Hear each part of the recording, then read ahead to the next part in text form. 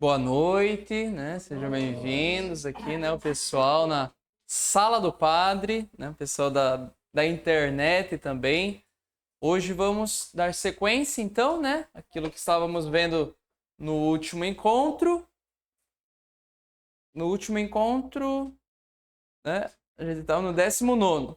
A gente terminou o 18º. E agora a gente está no 20º, terminando o 19º. Então, tá meio confuso, mas estamos indo para frente, isso que importa, tá bom? Vamos iniciar então com nossa oração inicial. Em nome do Pai, do Filho e do Espírito Santo. Amém. Ave Maria, cheia de graça, o Senhor é convosco. Bendita sois vós entre as mulheres, e bendito é o fruto do vosso ventre, Jesus. Santa Maria, Mãe de Deus, rogai por nós, pecadores, agora e na hora de nossa morte. Amém. Nossa Senhora Rainha, rogai por nós. Muito bem, então, esse aqui já foi o 18º encontro. Vamos pulando aqui, já falamos sobre isso, isso, isso, isso, isso, isso, isso. Isso e aqui. Muito bem. Então, paramos, né, no nosso 19º encontro, falando sobre os sacramentos, né, da iniciação à vida cristã, né, que é o batismo, a Eucaristia e a Crisma. Né, esses três sacramentos que, né, são, por assim dizer, a porta de entrada, né, para os demais sacramentos da nossa vida dentro da igreja.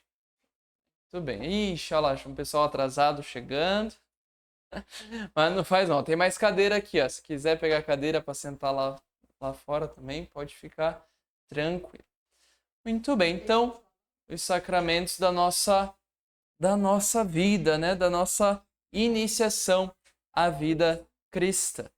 No último encontro, nós falamos bastante sobre o batismo. E hoje a gente vai terminar o batismo, né? E se Deus quiser falar também da Eucaristia e da Crisma também, para a gente não ficar tão atrasado.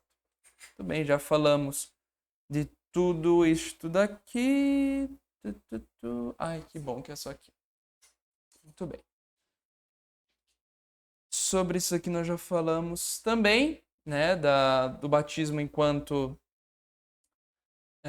a pia batismal, né, a piscina, né, que é a imersão, né, da criança ou do adulto, né, nas águas, que simboliza este renascimento, né?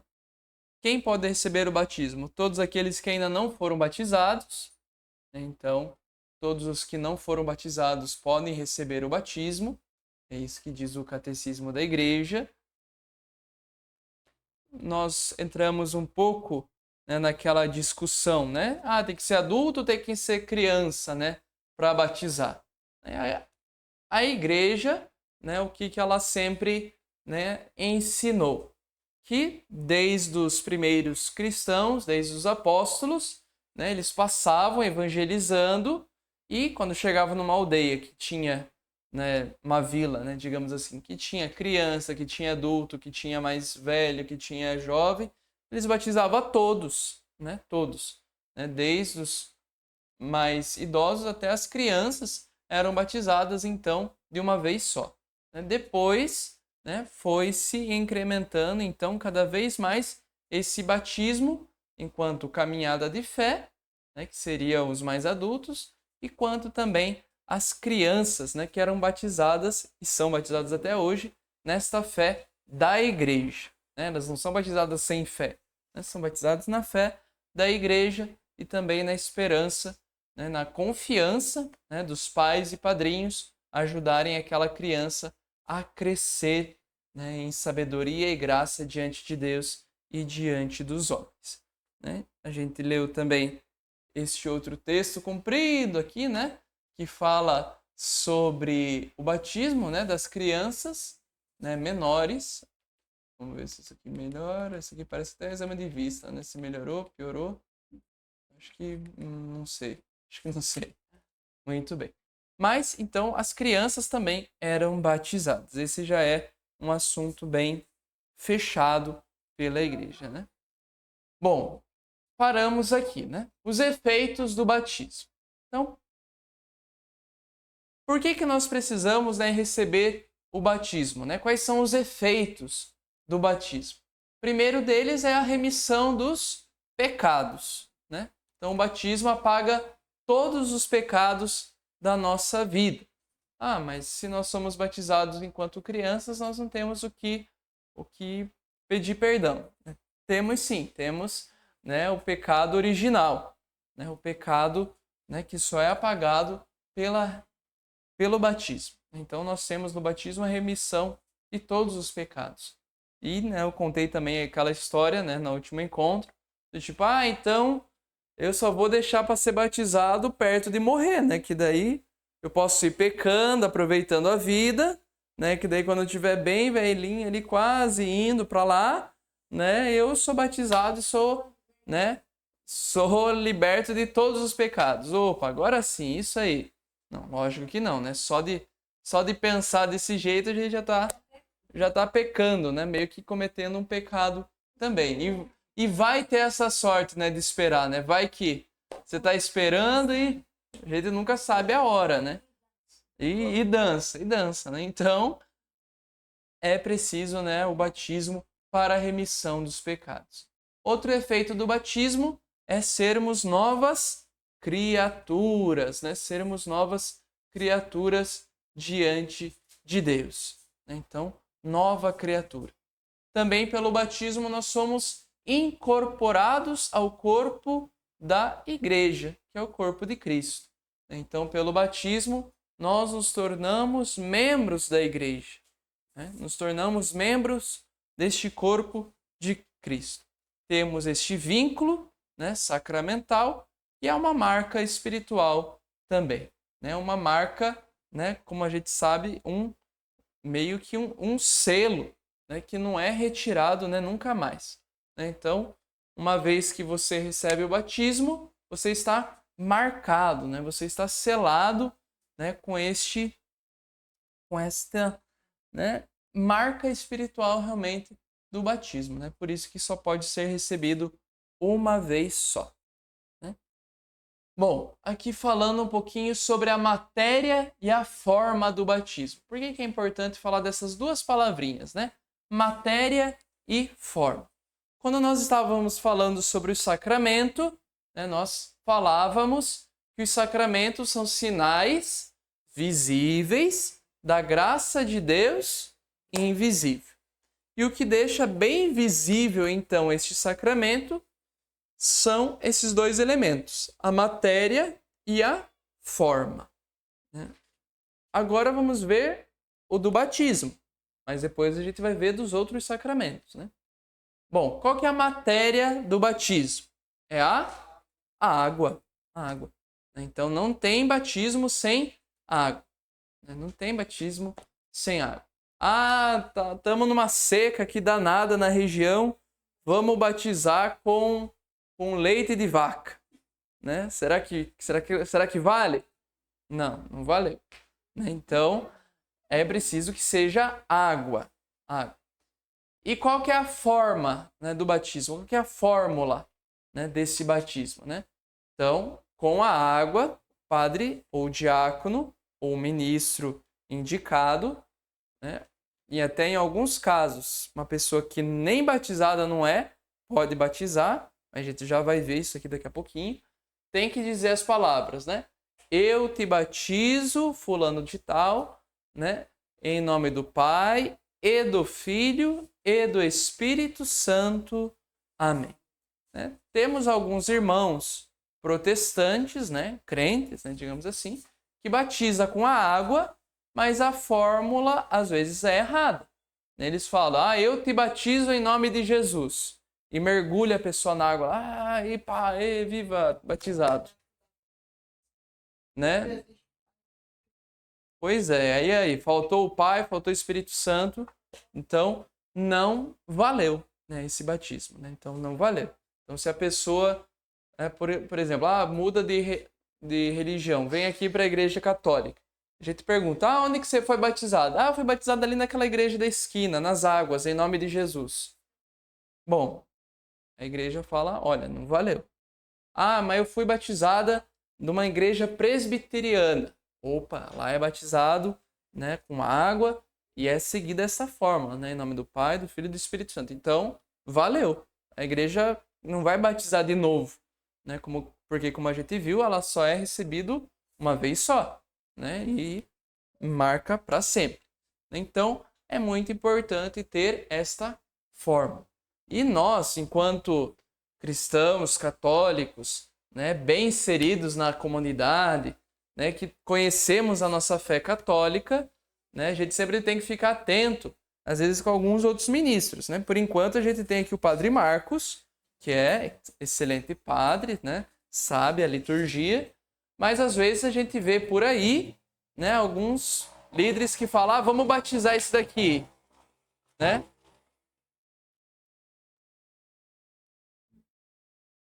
Isso, vamos batizar esse daqui, né? Daí o que que fala? Nós aqui reunidos, nossa comunidade, batizamos você em nome do Pai, do Filho e do Espírito Santo. Amém. Valeu? Não, não valeu. Por que que não valeu? Porque falou, nós te batizamos. Não é nós te batizamos, é eu te batizo. Nossa, então só por causa de uma palavrinha não valeu? Não, não valeu. Por quê? Por causa que o eu te batizo, por que que o padre, o diácono ou o ministro está falando eu te batizo? Porque está falando em nome de Jesus, que opera todos os sacramentos. Então, como nós já ouvimos nos outros encontros, Jesus é o ministro de todos os sacramentos da igreja. Então, quando nós falamos eu te batizo, está falando em nome de Jesus. Né? Então, eu te batizo, fulano de tal, em nome do Pai, do Filho e do Espírito Santo. Então, fiquemos atentos a essas sutilezas, né, nas nossas celebrações, nos batizados que a gente vê por aí, que a gente vai acompanhando, né, para que a gente tenha bons batizados, né, boas celebrações de batismo. Né? Muito bem. Quais são os ministros, né, do batismo? Né? Então, os ordinários. O que são os ministros ordinários? Que são, né, ordenados, que estão ali autorizados a realizar os batismos. Né? São um bispo, né, lógico, o padre, né, e o diácono na igreja latina. Né? Então, aqui na igreja, quem pode batizar é o bispo, o padre e o diácono. Tá certo? Em ocasiões extraordinárias, qualquer outra pessoa com reta intenção pode batizar. Não precisa nem ser católico. Pode ser até ateu e pode batizar. Né? Mas tem que saber a fórmula e saber a intenção. Né? Qual que é a intenção de que a gente está sendo batizado? Para ser incorporado, né, na igreja de Cristo, né, para se fazer filho de Deus, com toda essa intenção. Então a gente sabe que às vezes é um pouco difícil, né, um ateu ter esta reta intenção. Mas o batismo pode ser ministrado por qualquer pessoa em caso extraordinário. Quais são esses casos? Em perigo de morte, por exemplo. Né? A pessoa, digamos assim, eu sou enfermeiro no hospital, a pessoa está morrendo, né? Eu sei que ela não vai sobreviver, não dá tempo de chamar um padre, não dá tempo de chamar um ministro, e eu sou católico e eu quero batizar essa pessoa e você batiza. Né? Tendo a água, ali nem que seja uma gota, 2 gotas de água, batiza em nome do Pai, do Filho e do Espírito Santo. Né? E, mas você disse que tem que ser bastante água. Lógico, tem que ser, mas imaginemos, né, uma criança numa incubadora, né, morrendo ali. Lógico, já teve várias ocasiões que o padre, o diácono, né, às vezes com um cotonete de água, né, colocava na cabeça de uma criancinha para batizar aquela criança, né, que às vezes só cabia na palma da mão, assim, né? Às vezes nasce prematuro e a gente sabe que não vai sobreviver, né? Mas é batizada mesmo, segundo, né, essa indicativa no sentido extraordinário, né? Buscando a salvação daquela alma, daquela pessoa, mesmo em estados, né, críticos, né, da vida. Outros tipos de batismo. Como assim outros tipos, né, de batismo? Né? Temos o batismo, né, normal, digamos assim, que é com água, né, como nós já falamos aqui. Mas temos também o batismo de sangue, que é aqueles que morrem por causa da fé sem o batismo. Vamos imaginar, né, numa realidade, por exemplo, aqui mesmo, Eldorado. Vamos dizer, eu nasci numa família católica, queria ser batizado, só que invadiram aqui a cidade e eu morri. Né? Mas eu queria ser batizado, né? Só que não deu tempo, ou enfim. Né? Mas, então, morrem por causa da fé, morrem defendendo muitas vezes a fé cristã, católica, mas não tiveram o batismo, mas já são considerados batizados, né, por sangue, né, o batismo de sangue. Né? Também temos o batismo de desejo, né, que são aqueles que não conheceram a Cristo e a Igreja, mas mesmo assim se esforçam por buscar a Deus. Né? Vamos imaginar uma pessoa lá no fim do mundo, está lá na China, né? Nunca ouviu falar de Jesus, nunca ouviu falar de igreja, mas ela busca, digamos assim, uma vida conforme a vontade de Deus. Ela sabe que Deus existe, né? Mas não conhece a igreja e busca servir a este Deus. É o batismo de desejo, né? Lógico que a gente entrega sempre também a misericórdia de Deus, né? Ai, que Deus que ela está servindo, como que é isso? Né? A gente não tem como entrar em especulações aqui, porque o nosso tempo também é curto, né? Mas é importante que a gente saiba que existem esses outros dois batismos, o de sangue e o de desejo.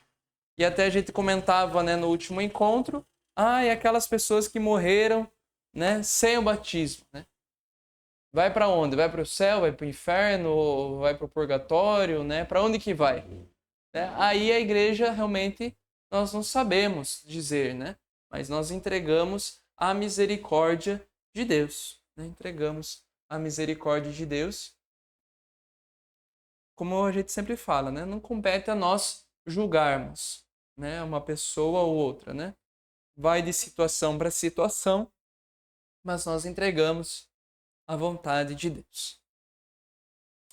Muito bem. Passamos agora então para o outro sacramento, sacramento da confirmação. Confirmação, que é a crisma, né? Que é a crisma. Muito bem, a crisma, né? Algumas passagens bíblicas que falam desse sacramento na Bíblia. Bom, no Antigo Testamento, em Ezequiel, nós temos: não mais esconderei deles o rosto, pois derramarei o meu espírito sobre a nação de Israel. Palavra do soberano, o Senhor. Então é a palavra de Deus, dirigida ali ao profeta, né, que fala: derramarei o meu espírito sobre a nação de Israel. Então a presença do Espírito Santo, dom de Deus, já na antiga aliança, já no Antigo Testamento. Lógico, não é, como a gente fala, né, um sacramento bem estruturado, né? Não, ali no Antigo Testamento tinha o bispo, tinha óleo, tinha a igreja, tinha a mitra, tinha o báculo do bispo e tal. Não, não é assim também, né? São, né, vestígios, né, deste sacramento já no Antigo Testamento, de maneira explícita, né, em Ezequiel. Também no Evangelho, né, de João temos, né? E eu pedirei ao Pai, e ele dará a vocês outro conselheiro, para estar com vocês para sempre. Para sempre. O Espírito da Verdade. O mundo não pode recebê-lo, porque não o vê nem o conhece. Mas vocês o conhecem, pois ele vive com vocês e está em vocês. Então Jesus promete aos seus discípulos, né, o envio do Espírito Santo, o Espírito da Verdade. Bem como nos Atos dos Apóstolos, né, em certa ocasião, enquanto comia com eles, Jesus deu-lhes esta ordem: não saiam de Jerusalém, mas esperem pela promessa de meu Pai, da qual falei a vocês. pois João batizou com água, mas dentro de poucos dias vocês serão batizados com o Espírito Santo. Aí está então a confirmação, né, deste sacramento, deste envio do Espírito Santo. Uma forma resumida, né, de mostrarmos, né, este sacramento na Sagrada Escritura, no Antigo Testamento, no Evangelho e também nos Atos dos Apóstolos, né? Então, por que se chama crisma ou confirmação este sacramento? Chama-se crisma por causa do seu rito essencial, que é a unção. Crisma significa ungir, né? E chama-se confirmação, né? Porque confirma e consolida a graça batismal. Então, esses dois nomes, crisma e confirmação, é o mesmo sacramento, né? Então, chama-se crisma por causa que o crismando, né, ali que vai estar recebendo o sacramento, ele é ungido, né, marcado, né, com o óleo, né? E este óleo, né, marcado na fronte, tem um significado vasto, né, que a gente vai ver aqui. Se não vermos nos próximos slides, vocês me lembrem para eu falar, né, mas tem o significado sim. E chama-se confirmação também por causa que é confirmado nesta fé professada no batismo. Aí, ó. Então, no rito deste sacramento, convém considerar o sinal da unção e o que esta unção designa e imprime, o selo espiritual. A unção, na simbologia bíblica e antiga, é rica de numerosas significações, né? O óleo é sinal de abundância e de alegria. Purifica, né? Unção e depois do banho. E torna ágil, unção dos atletas e lutadores. É sinal de cura, pois suaviza as contusões e as feridas, e torna radiante de beleza, saúde e força. Então, o sinal da confirmação é utilizado o óleo, né? Então, o óleo, já desde o Antigo Testamento, era sinal da unção. Quem que eram ungidos? Né? Eram ungidos os profetas, né? Alguns sacerdotes, né? Mas também eram ungidos, né? No sentido da batalha, né? Os guerreiros, né? Porque, como a gente sabe, o óleo é uma coisa escorregadia, né? Então, ali na hora da luta, na hora, né, do combate, né? Então, tinha esse sentido, né, de a pessoa vai ser pega, mas vai escorregar a mão, não vai ser tão fácil de pegar, né? Ou que a gente sabe, naquele tempo, né, ainda não tinha armadura, né? Era uma luta meio que corpo a corpo, né? Então se enchiam deste óleo para que na hora da luta, na hora do combate, né, o inimigo não conseguisse pegá-lo e segurar o oponente, né? Mas também é um óleo que purifica, é um óleo que cura, né? Nós temos em várias culturas, né, o uso deste óleo, né, até hoje, né? Passar um óleo bento, um óleo, né, realmente para curar, não sei se na cultura assim aqui também tem isso, mas tinha-se essa cultura de que o óleo era, né, usado como se fosse uma pomada, né, passado para curar, um sinal, né, de Deus. E o povo então utilizou este óleo como um sinal de Deus.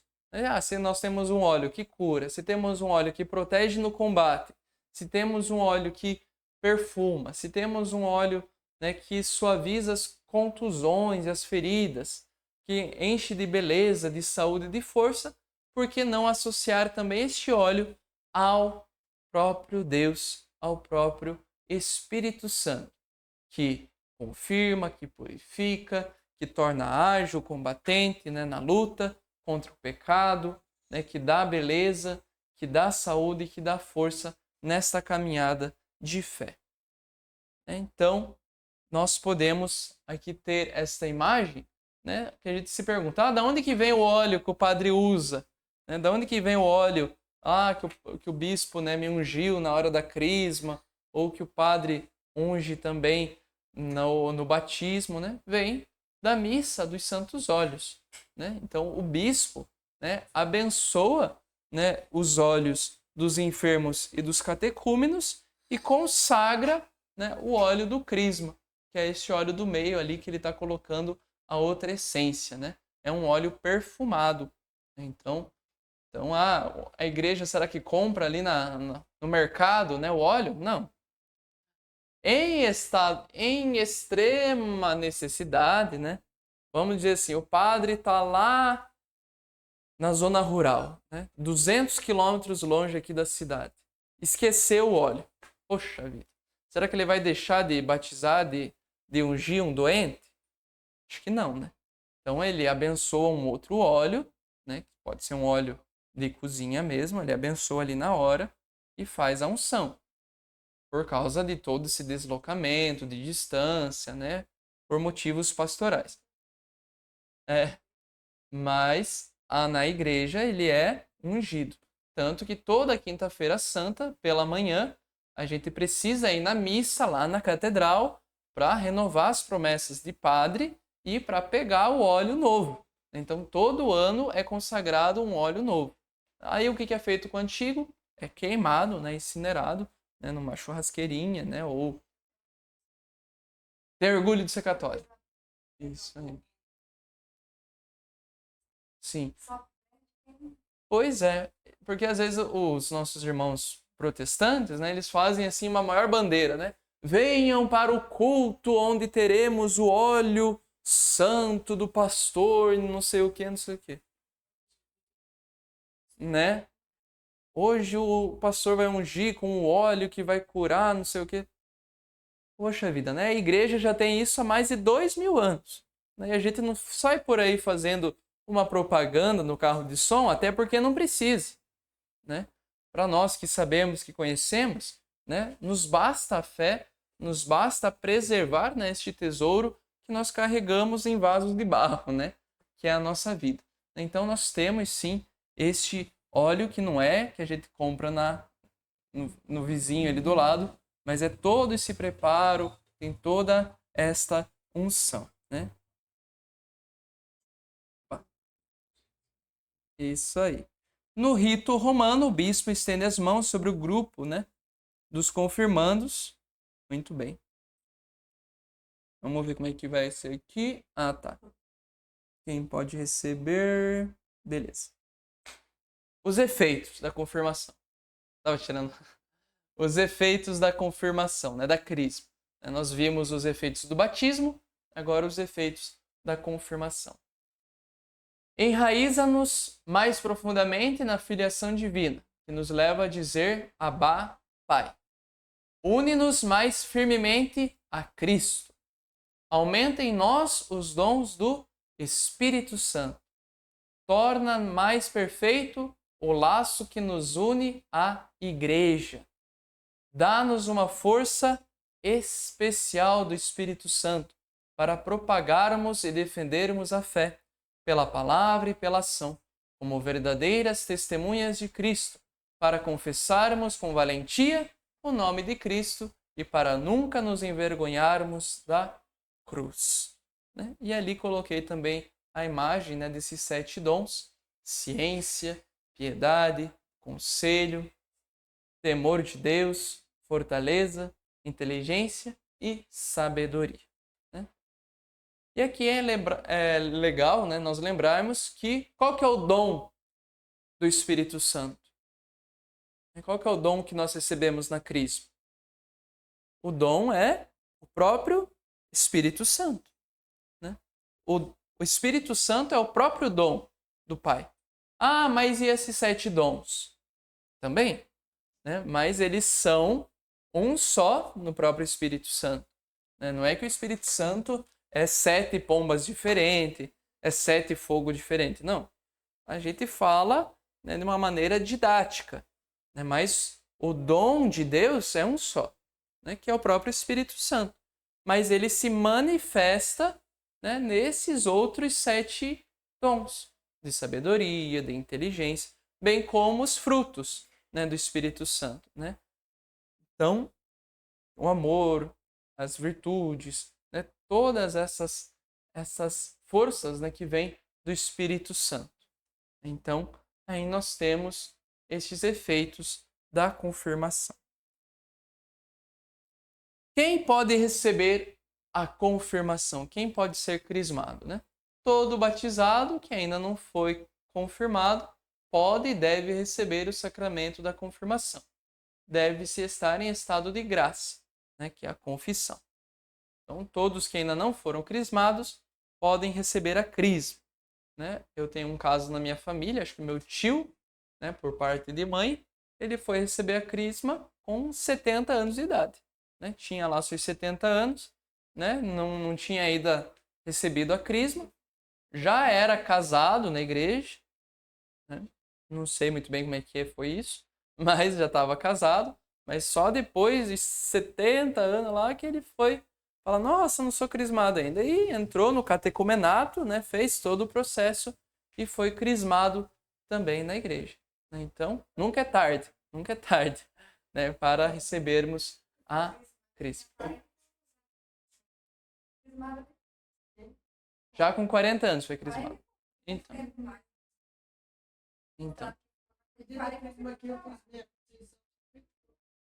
Então, muito bem. É a crisma. E aqui então, para resumirmos um pouquinho, é legal a gente ter isso aqui bem presente.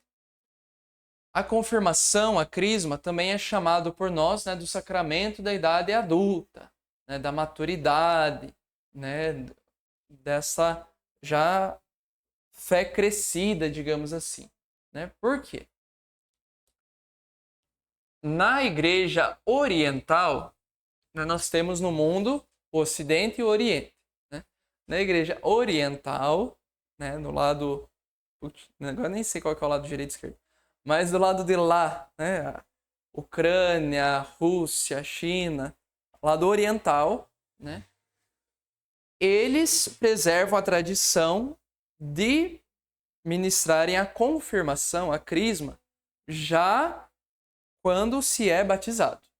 Então a criança é batizada e já recebe a crisma automaticamente, né?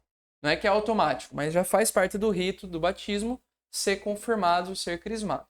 Tanto que lá no sul, temos alguns descendentes ucranianos ainda, temos uma igreja ucraniana de rito oriental que ainda faz esse costume. Então, as crianças, quando são batizadas, já são crismadas, né? Já são crismadas, né? Já recebem esse sacramento, né? Antigamente também, vamos dizer assim, o bispo passava de 10 em 10 anos na vila. Então o bispo vinha e já crismava todo mundo. Já crismava os velhos, os novos, as crianças, os recém-nascidos, já fazia um... Então, já fazia meio que um mutirão.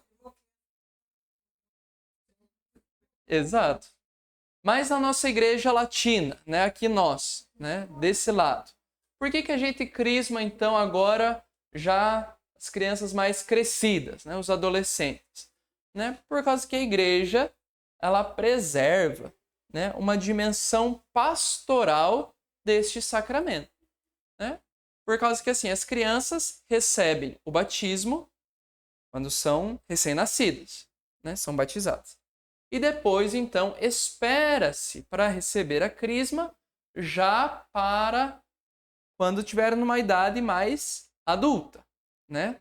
Mais crescida, que possa confirmar aquilo que seus pais, né, professaram para eles no batismo, né? Então, se no batismo são os pais e padrinhos, né, que professam a fé pela criança, na confirmação, na crisma, as crianças, né, já crescidas, né, como adolescentes, confirmam esta profissão de fé agora como se fosse uma idade adulta, né, uma idade crescida. É por isso que a confirmação deve ter por fim conduzir o cristão a uma união mais íntima com Cristo e a uma familiaridade mais viva com o Espírito Santo, com a sua ação, com os seus dons, os seus apelos, para melhor assumir as responsabilidades apostólicas da vida cristã, né? Que é isso que a gente tenta na catequese, né? Agora você está adolescente, né? Está uma criança crescida, né? Você é batizada, né? Não se lembra? Eu não me lembro, não sei o que é isso. Sim, você foi batizado, não sei o quê, e agora você precisa, né, mostrar que você está incorporado à igreja. Né? Então precisa crescer nessa responsabilidade, nessa preparação, nessa consciência, né, da fé cristã, para receber então a crisma, né? Receber esta confirmação. Né? E por isso que na ordem, né, como nós vimos aqui, a gente falou primeiro do batismo, depois da confirmação e depois a gente vai falar da Eucaristia. Tanto que para nós aqui é diferente, né? A gente primeiro é batizado, daí recebe a primeira comunhão e depois é crismado. Né? Então muda um pouco essa ordem. Existem várias discussões na igreja. Se primeiro tem que receber a crisma. Não, primeiro tem que receber a comunhão. Primeiro... Mas para nós não cabe entrar nessa discussão, nessa briga. Né? Basta saber essa importância, né, da crisma nesse processo de maturidade do fiel cristão. Nós vimos, né, no batismo a matéria e a forma, que era a água e o eu te batizo em nome do Pai, do Filho e do Espírito Santo. Aqui na crisma, qual que é a matéria? Né? O que torna visível o sacramento? É o óleo. Então tem que ter o óleo. Bem como a imposição de mãos e as palavras sacramentais próprias do rito. Né? Então, o bispo, né, vai pegar o óleo e vai impor as mãos. Por isso que o bispo unge assim, né, com a mão assim na cabeça e outra mão ungindo. Ele não pode só fazer assim. Ele tem que estar com a mão aqui e ungindo. Por quê? Para garantir a imposição de mãos. Porque como nós temos na Sagrada Escritura, né, no Novo Testamento, né, principalmente, como que era passado o Espírito Santo? Pela imposição das mãos. Né? E isso se preserva, né? Pela figura do bispo, né, que é ali o descendente dos apóstolos. Né? Se a gente pegar aqui o nosso bispo, Dom Vital, né? Se a gente for voltando, quem que ordenou o Dom Vital? Foi o bispo tal. Quem que ordenou esse outro bispo? Foi outro bispo. Quem que ordenou o bispo? Vai voltando de bispo para bispo, vai chegar num apóstolo. Qual que é? Nós não sabemos. Nós só sabemos de um, que é o Papa. Né? O Papa Francisco, nós sabemos que a sua descendência vem de Pedro. Né? Esse nós sabemos. Os outros, né, de tanto registro, a gente não sabe exatamente o nome, mas é garantida essa descendência, né, de passada de bispo para bispo, né, pela imposição de mãos, é garantida essa descendência apostólica. Bom, mas isso a gente vai falar depois. Aqui, né, nos basta lembrar que a matéria desse sacramento é o óleo e também a imposição de mãos e as palavras, né, do bispo. Né? Por isso aqui também, quais são os ministros, né, da crisma da confirmação? O ministro originário é o bispo. Né? Originário. O ministro ordinário também é o bispo. Né? Então, mesmo que o bispo possa, em caso de necessidade, conceder a presbíteros a faculdade de administrar a confirmação, é conveniente que ele seja mesmo a conferi-lo. E aqui, né? Em Marabá, né, na nossa diocese de Marabá, Dom Vital sempre gosta de fazer as crismas, né? Justamente para garantir essa figura, né, do bispo, do descendente dos apóstolos ali, presente com a comunidade. Que às vezes o único dia que a igreja vê o bispo, às vezes é na crisma, né?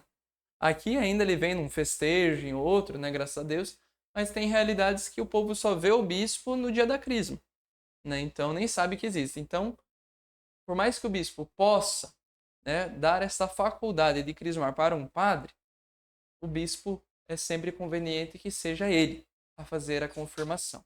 Né?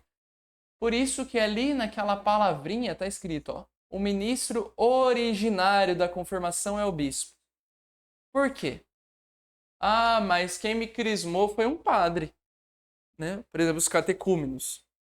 No catecumenato, quem pode crismar também é o padre, né? Porque ele já vai fazer o batismo, já crisma e já dá a primeira comunhão para aquele que está iniciando na igreja, né? Ah, mas então não foi o bispo? Foi.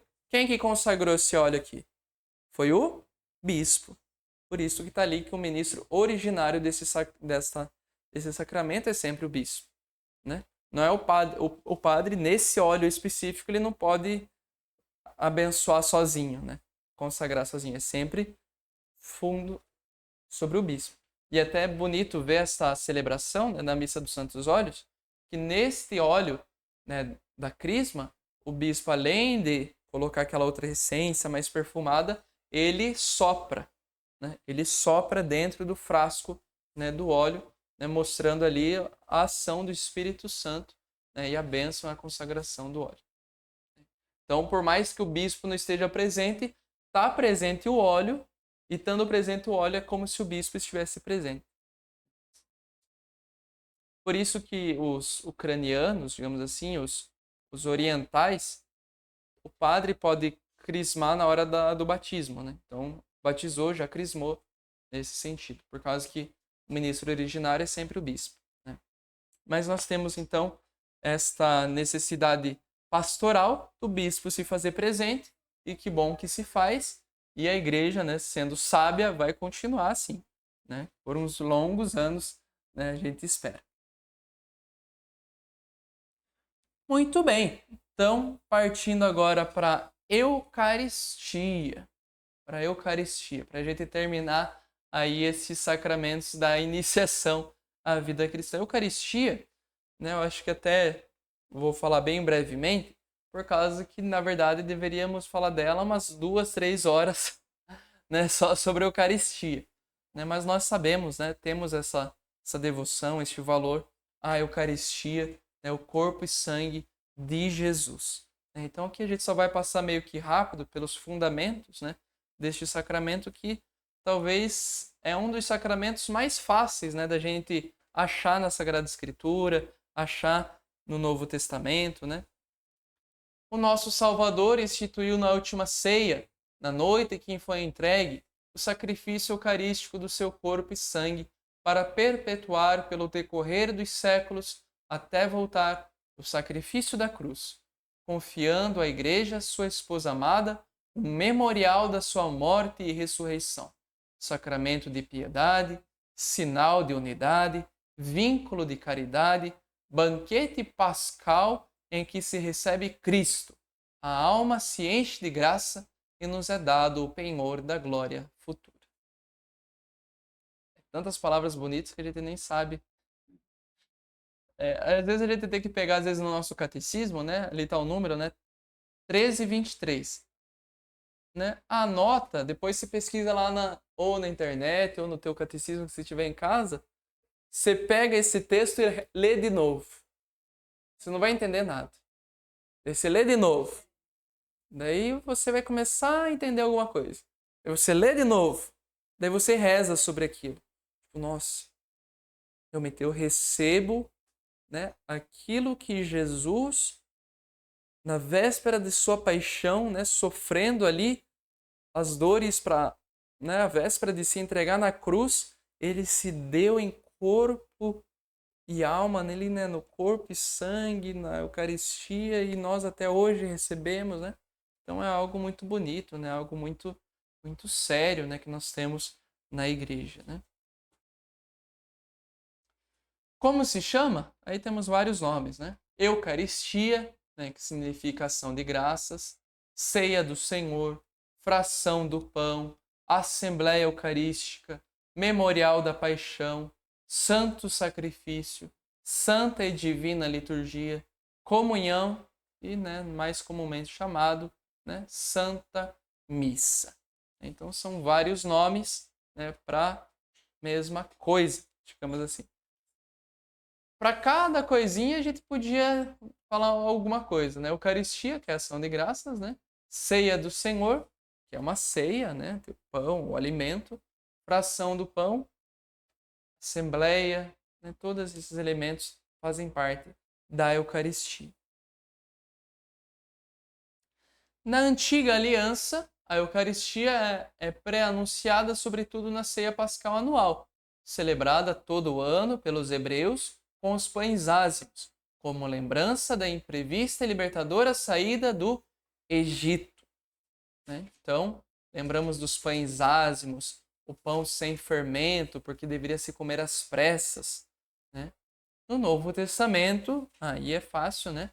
Temos a máxima: fazei isso em minha memória. Os 3 evangelhos sinóticos e Paulo transmitem-nos a narração da instituição da Eucaristia. Então, não está escrito certinho ali, ó, tomai todos e comei, como a gente reza na missa. Como a gente reza na missa, é feito, não é ipsis literi, né? Não é tipo, não tá tintim por tintim. Tá feito ali uma maneira assim mais litúrgica, né, daquela celebração. Porque quais que foram exatamente as palavras de Jesus? Cada evangelista diz uma coisa, né, mas eles dizem a mesma coisa, digamos assim. Né? Uns tiram uma palavra, outros acrescentam outra, outros invertem uma ordem, mas isso talvez são mais detalhes, né, daquela narrativa. Né? Mas o que é certo é que em todos os evangelhos nós temos essa narrativa, né, da Eucaristia, exceto João. Né? Nas cartas, né, de Paulo temos também essa narrativa, né, do fazer isso em minha memória. Então é certo de que teve, que aconteceu e de que a igreja continuou, né, fazendo memória de Cristo por meio da Eucaristia.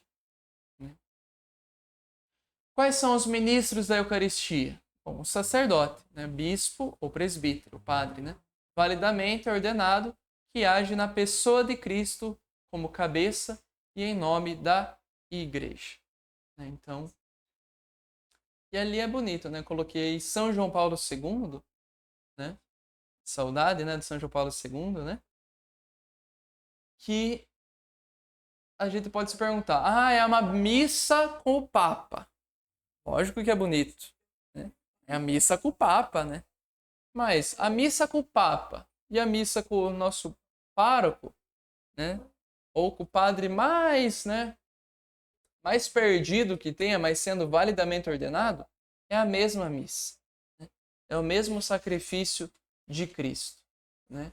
Então, assim a gente percebe este valor da Eucaristia. Qual que é a matéria e a forma da Eucaristia? Né? Nós vimos hoje matéria e forma do batismo, matéria e forma da crisma, e agora matéria e forma, né, da Eucaristia. Bom, é o pão e o vinho. Né? A matéria é o pão e o vinho. Né? A forma são as palavras, né, que o padre fala ali na hora da Santa Missa. Né? Tomai todos e comei, tomai todos e bebei. Então, essas são as palavras, né, que o padre fala na consagração. Tem que ser pão e vinho. Né? Pode ser suco de uva? Não. Pode ser pipoca? O padre pode consagrar pipoca? Não. Não pode. Tem que ser o pão e o vinho. Pão e vinho. Né? Esses são as matérias, né, que precisam ter para se fazer corpo e sangue de Cristo. Temos, pois, de considerar a Eucaristia como ação de graças e louvor ao Pai, como memorial sacrificial de Cristo e do seu corpo, como presença de Cristo pelo poder da sua palavra e do seu Espírito. Então, é o Pai, Filho e Espírito Santo que agem na Eucaristia. Né? Ofertamos essa ação de graças ao Pai em memória do sacrifício de Cristo pela presença e ação do Espírito Santo. Então é uma ação também da Trindade na Eucaristia. Estamos terminando. A Eucaristia é memorial do sacrifício de Cristo. Ela torna presente e atual o sacrifício que Cristo ofereceu ao Pai na cruz, uma vez por todas, em favor da humanidade. Aqui é importante a gente lembrar que este memorial não é somente uma lembrança do tipo, a gente se lembra o que Jesus fez? Vamos fazer de conta aqui de volta, né? Não. Né? É um memorial que se torna presente, né? Aquilo que se está celebrando, né? Se estende, né, a presença real de Cristo na Eucaristia, né? Porque Jesus não falou, isso aqui é como se fosse, lembrem de mim toda vez que vocês fizerem isso. Não. Ele falou, isto é o meu corpo. Isto é o meu sangue. Então se torna presente verdadeiramente o corpo e o sangue de Cristo. A Eucaristia é, pois, um sacrifício, porque representa, torna presente o sacrifício da cruz, né? E nesse sacrifício, a Igreja se faz presente como um todo, em cada celebração. É muito bonito, né, que em toda a missa, né, a gente lembra dos vivos, a gente lembra dos falecidos, a gente lembra dos anjos, a gente lembra dos santos, a gente lembra do Papa, a gente lembra dos bispos, né? Em toda a Santa Missa. Então toda a Igreja participa ali daquela Eucaristia. Toda a Igreja, junto de Cristo, né, se faz presente na Eucaristia. Mas eu estou numa missa que só tem eu, o padre e mais uma pessoa. Mas toda a Igreja está presente ali, né? Todos os santos estão ali presentes. Todos, né, os falecidos, a gente se tornam presentes. Né? Toda a Igreja se faz presente naquela celebração. Né? Por isso que é tão importante e tão respeitada por toda a Igreja. E perdura, né, por todos os séculos dos séculos. Bom, aqui, pela ação do Espírito Santo, né, se torna presente, né, que tem uma palavrinha, né, bem importante, que é a última palavra ali, que é a transubstanciação. Né? Transubstanciação. Aqui... Beleza. Essa palavrinha é importante a gente falar, transubstanciação. Porque assim, resumindo, né? Cristo, nosso Redentor, disse que o que ele oferecia sob a espécie do pão era verdadeiramente seu corpo. Sempre na igreja se teve esta convicção que o Sagrado Concílio de Trento, no caso ali, declara: pela consagração do pão e do vinho, opera-se a conversão de toda a substância do pão na substância do corpo de Cristo nosso Senhor, e de toda a substância do vinho na substância do seu sangue. E esta mudança a Igreja Católica chama de modo conveniente e apropriado transubstanciação. Essa palavrinha é difícil, né? Que a gente precisa ter decor, mas é importante saber que existe, né? Transubstanciação, porque muda a substância, ou seja, aquilo que era pão se transformou em corpo de Cristo. Aquilo que era vinho se transformou em sangue de Cristo. Mas a gente ainda vê pão. Quando a gente comunga, a gente sente o gosto do quê? De pão.